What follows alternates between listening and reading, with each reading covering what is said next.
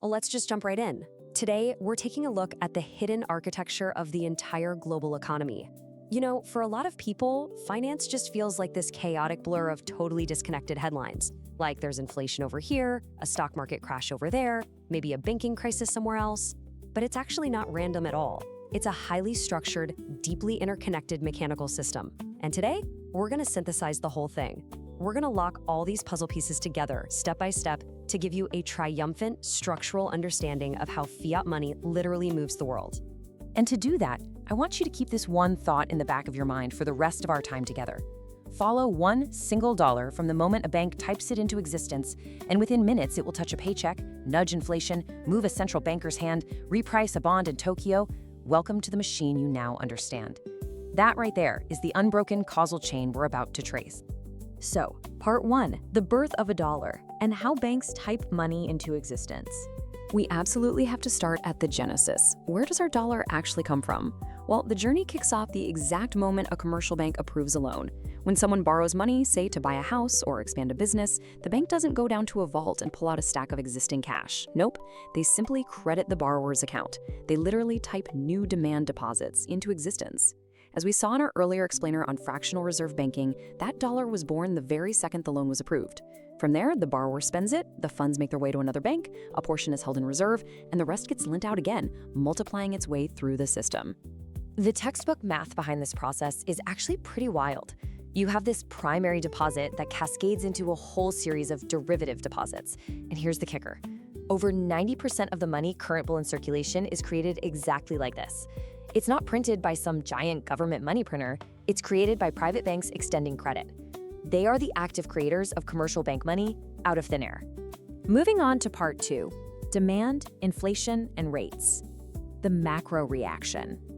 Okay, so our newly typed dollar has left the bank and entered the real economy. But what's the macroeconomic reaction here? That dollar doesn't just sit around, right? It gets spent on wages, it buys goods. But if the creation of these new dollars starts outpacing the economy's actual ability to produce goods and services, aggregate demand suddenly exceeds supply. And you know what that means? It bids up prices across the board. As we explored in our inflation metrics explainer, statisticians catch this exact demand pressure in the CPI. And once that inflation data hits the wire, it forces a purely mechanical policy reaction from the central bank. They literally have to step in and cool the system down. And we can see exactly what that reaction looks like in the hard data. Take these vector autoregression models from the Bank of England, which show the direct transmission of monetary policy.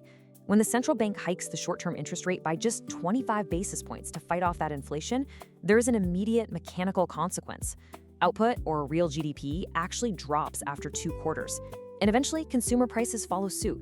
The central bank is just adjusting the interest rate dial to cool down borrowing, which is what ultimately curbs the inflation our newly created dollar helped cause in the first place. Which brings us to section 3, the gravity of yields, and how this reprices the world. Now, the central bank's rate dial doesn't just magically cool inflation and stop there. It sends a massive shockwave through everything. And the absolutely crucial concept here is the discount rate. When rates rise, this repricing kicks off at government debt auctions and acts exactly like financial gravity. Mathematically speaking, a higher discount rate forces the present value of future cash streams to go down.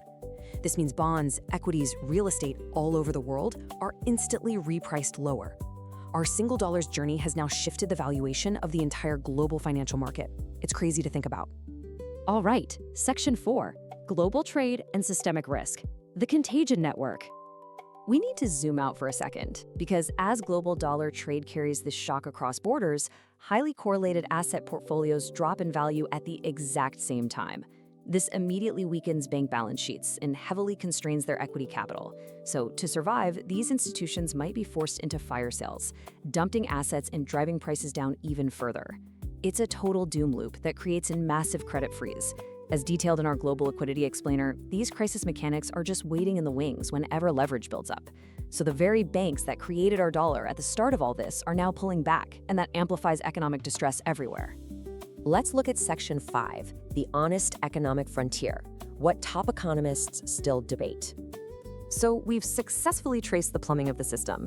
But the truth is, top economists still passionately, and I mean passionately, argue about the underlying philosophies of this machine. The two dominant, totally opposing lenses here are monetarism and modern monetary theory, or MMT. On one side, you have monetarists following Milton Friedman. They argue that inflation is strictly a monetary phenomenon. To them, excessive growth in the M2 money supply is always the ultimate driver. But then on the flip side, MMT argues that inflation isn't just about money supply, it's about real resource constraints and even class conflict. They say that as long as there's spare capacity, like idle factories or unemployed workers, government deficit spending won't actually trigger inflation until those real physical limits are hit. And this frontier is constantly shifting. I mean, they still fiercely debate how powerful quantitative easing really is and exactly how much national debt is just too much. Now, we're not here to pick sides. The goal of this explainer is just to give you the structural map, so you know exactly what they're arguing about when the next crisis inevitably hits. Okay, part 6, the retention challenge. Time to test your macro matrix. Let's see how well all these puzzle pieces have locked together for you today. Take a look at this incredibly realistic headline. Central bank announces surprise 50 basis point hike amid sticky CPI. I want you to literally pause this explainer right now. Use the causal chain we just built together and predict the exact sequence of macroeconomic consequences. Seriously, go ahead and pause it. I'll wait. Okay, ready? Let's walk through the answer. A surprise hike means discount rates rise immediately.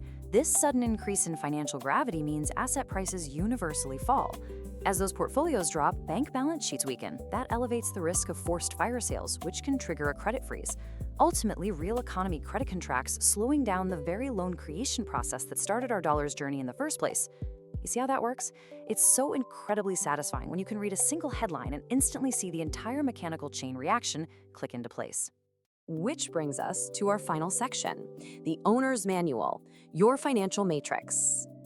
You no longer have to look at the financial world as a random sequence of chaotic events. You can actually see the code now.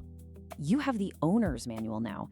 Subscribe, share this with one person who still thinks banks lend deposits, and vote in the comments which system we dissect next. But before you go, I want to leave you with one final thought. Ask yourself, now that you can see the gears of this massive machine turning, is it working for you, or are you just a cog caught inside it?